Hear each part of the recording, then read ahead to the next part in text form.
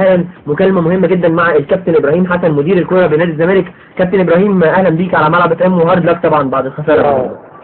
أهلا وسهلا بيك. الحمد لله.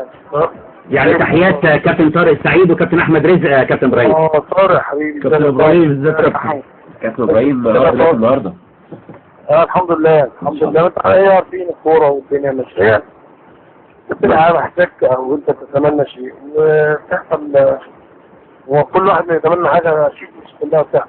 طب كابتن إبراهيم، هل النقص العددي النهارده لعمرو الصفتي ويونس أثر على دفاع فريق نادي الزمالك؟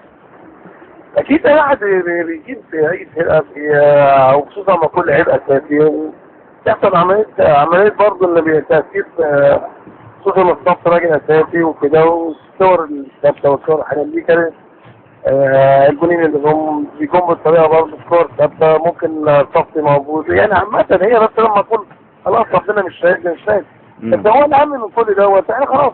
ما لو كوره او خساره او في وسط توفيق وعدم توفيق ماشي، انما لما يبقى فيه قله ادب وقله احترام، يبقى فيه قلة أدب من مين يا كابتن إبراهيم؟ قلة أدب من الجماهير، من الناس بتشتم ما تربتش، ناس مش محترمة. لا عفوا يا كابتن إبراهيم، احنا هنا برنامج. لا عفوا، إذا كان في قلة أدب فصدرت إشارات أيضا من محمد إبراهيم لاعب نادي الزمالك، إشارات لا تليق، وإحنا لا نرتضي أبدا على هواء شبكة الشباب الرياضة وإذاعة شباب الرياضة إن يكون في شتيمة لأي جماهير من جماهير الكورة.